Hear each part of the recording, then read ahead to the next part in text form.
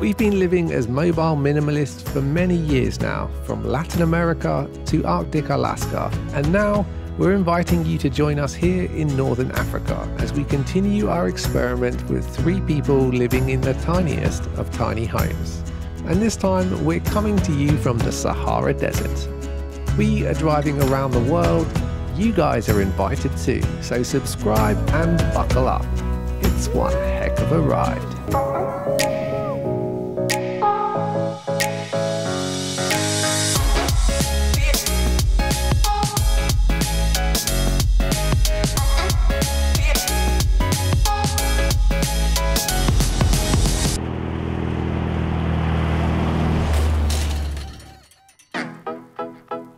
To drive from the coastal town of Tamarat to the edge of the Sahara Desert, it's only about 670 kilometers, or just over 400 miles. But it's not your typical day trip. Now we're pushing on towards the Sahara Desert, and we are already blown away by this journey. For the most part, the whole of Morocco has excellent quality roads between the major towns.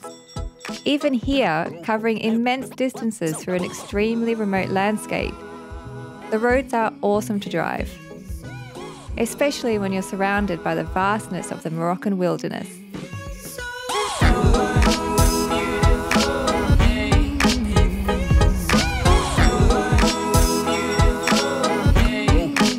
The journey took us up and over the Anti-Atlas mountain range, descending down through valleys and micro-oases shielded by gigantic fields of green palm trees.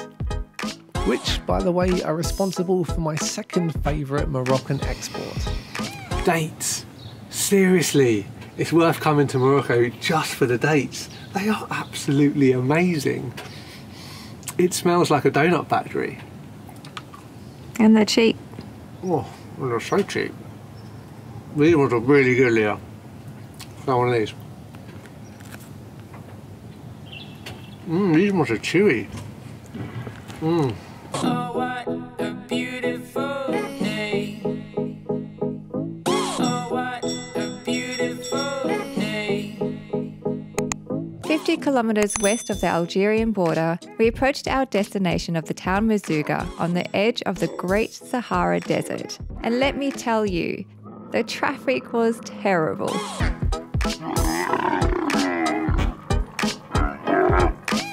We followed a black sand track past more camels, looking for a safe place to park for the night. It got a little bumpy and a little deep in sections, so we let the tyres down for a better ride. Our Kombi has been upgraded to be able to drive on loose terrain, but driving on deep Saharan sand was never going to be possible. Still, we're pretty stoked with having Saharan sand dunes as our garden for the day.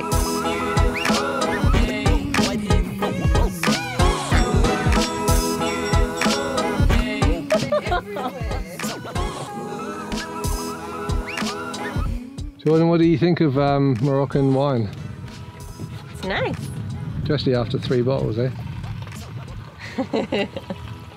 It's so lovely. Where was the rosé from? Morocco.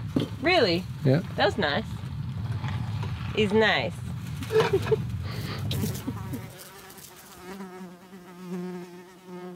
These are the most flies that we've ever had in the Kombi. There's 1, 2, 3, 4, 5, 6, 7, 8, 9, 10, 11, 12.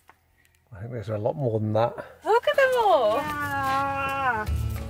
Get the tennis racket out. Oh. So doing that later on. Get up, McFly. McFly! McFly!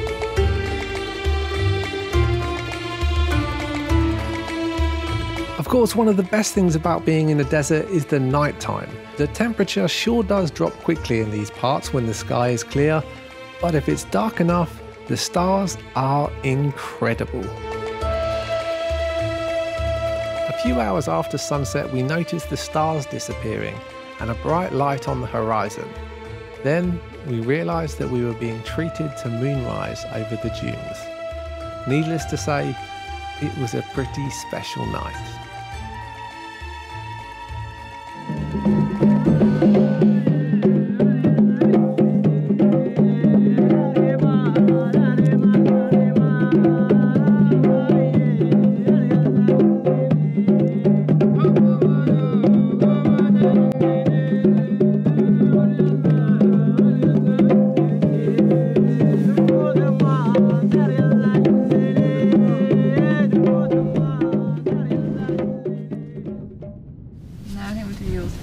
Oh, okay. Get out of my bed.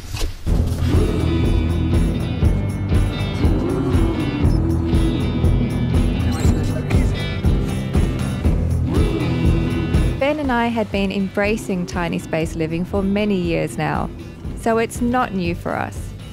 But this is new and a very different way to live for my sister.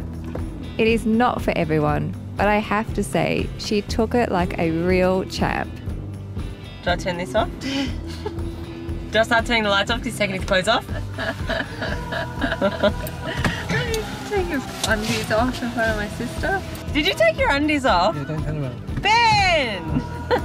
You never thought you'd be this close to be naked before, did you? Oh my god. Oh, you're gross. Can I turn around and go to bed now? Yeah. Thank you. Good night. Night, Jordan. Night. Sometimes you sand on me.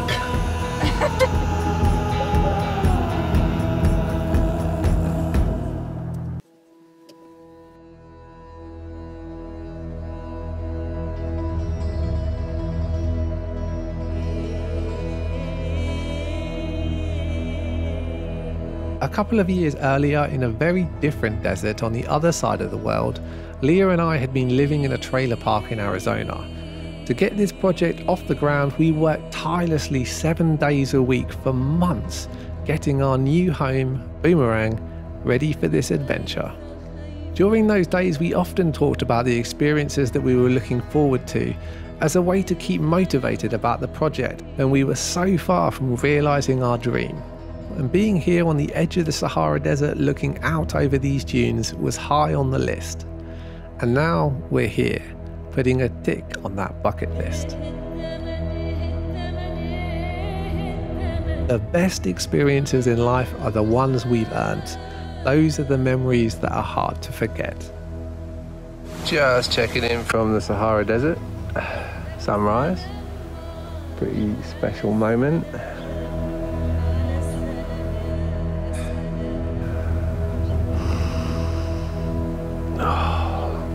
Icy cold desert.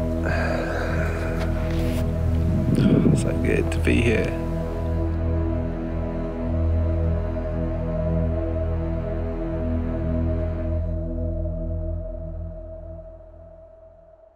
Guys, we just want to take a quick minute to say thanks to our sponsor and pay a few bills.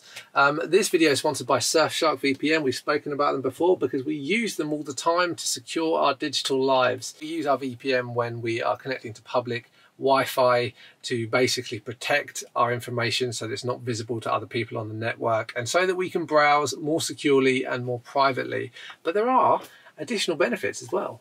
Yeah, so my sister came to Morocco on a really, really cheap flight because we used a VPN. We saved her about $500 to book the ticket to get from Australia to Morocco. And that was because we used a VPN to let us kind of hunt for like the cheapest country that had the cheapest price. Would you believe that the prices are different in different locations? So actually using a VPN to jump to another country can give you access to an entirely different set of prices, which is really, really useful. Yeah. When you're booking things like flights. Yeah, when you can save $500. So that is a benefit of having a VPN. We've saved a lot of money doing that. Yeah, so if you guys haven't got a VPN and you want to get one, this one's really good value, very easy to use. It works out around $1.99 a month. That's about 83% off. We will leave a link in the description below and you can sign up for that and get a month free too.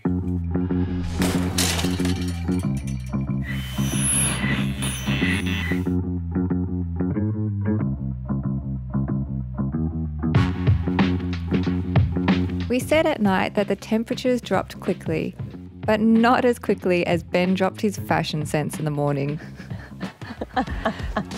Bogan in the Sahara. Bogan, an uncouth or unsophisticated person regarded as being of low social status. This is what happens when you spend all your time with two Aussies. End up looking like this. Don't ask me where he got that hat from. It definitely was not in the Kombi when we woke up. This is a well. There is water in the Sahara. How deep is it? It's not that deep, surprisingly. Here, come and have a look. I don't know about you guys, but I was surprised to see a well in the desert. But I guess I shouldn't have been, because Merzouga has the largest natural underground body of water in all of Morocco. Water. Let's just found some shade next to the well. Yay! We borrowed this old broken snowboard from one of the desert camps in the dunes and headed off to give sandboarding a go.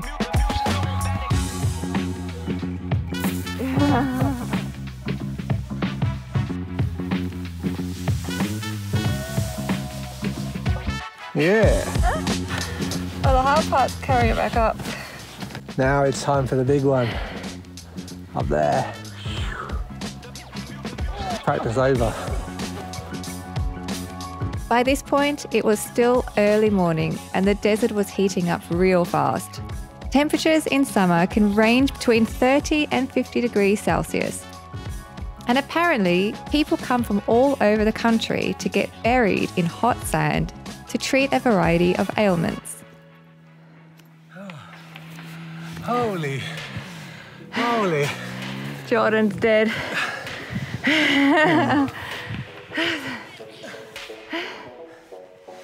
Oh, shit, that was just a small one too.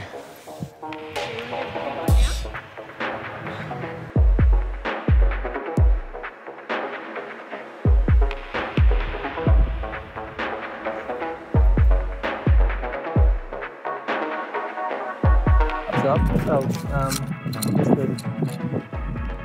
Okay. No straps. No straps. I guess we just hold on for dear life.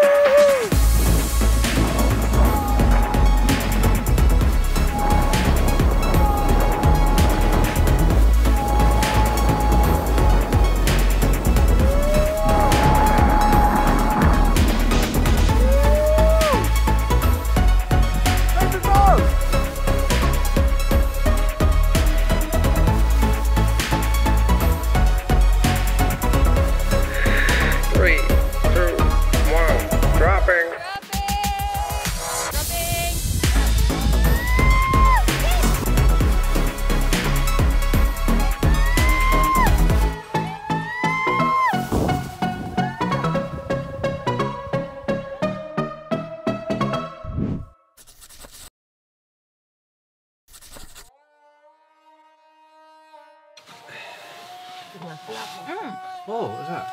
Oh no! Maybe you can't fit it on the couch. Do you want anything?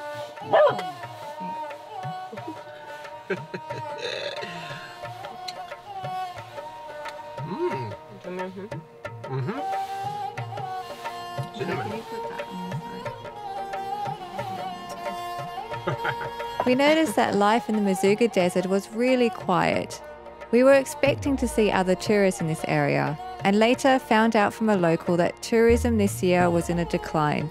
Little did we know at the time that this was the very start of a disaster for the tourism industry, not only here, but around the world.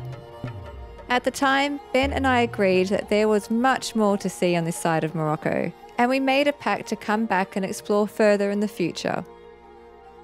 Right now, though, my sister's time in Morocco is running out, and we were a very long way from the airport.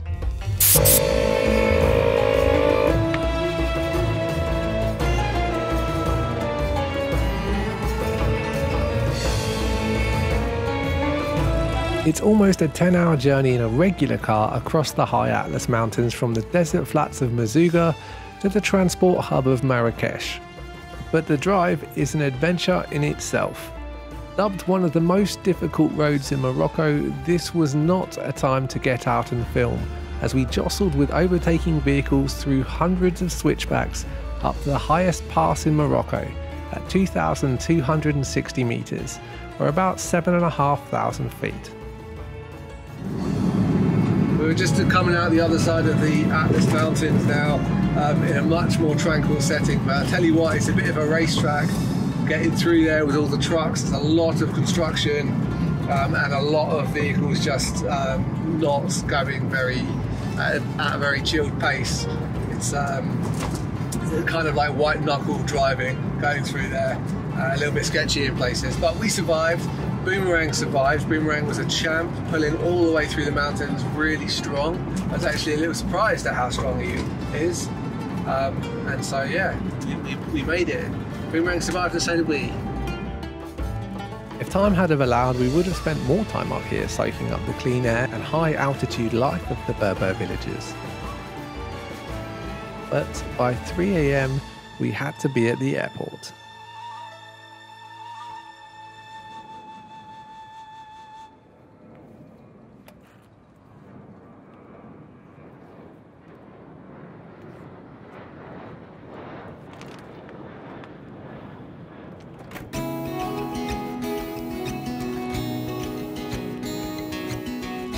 Saying goodbye to loved ones is what I struggle with most about living on the road.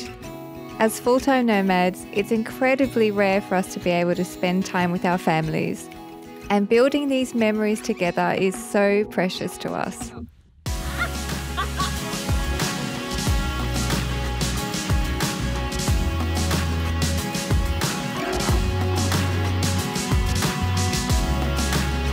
At the time, I remember wishing that Jordan could stay.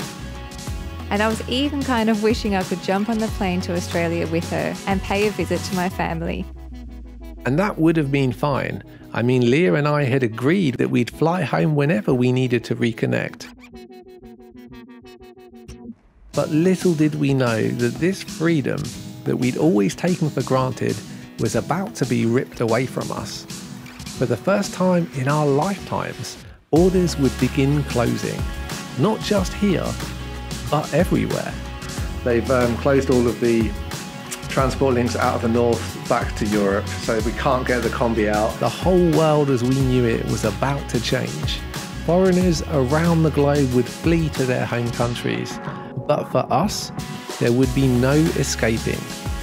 And we were about to experience firsthand what happens when Morocco declares a state of emergency. But that is a story for next time. Thanks for watching, guys. If you want to keep Kombi life rolling, we could really use your support, so please check out the join button below this video or visit our Patreon page to keep this series happening. Thanks again for watching. We really appreciate you.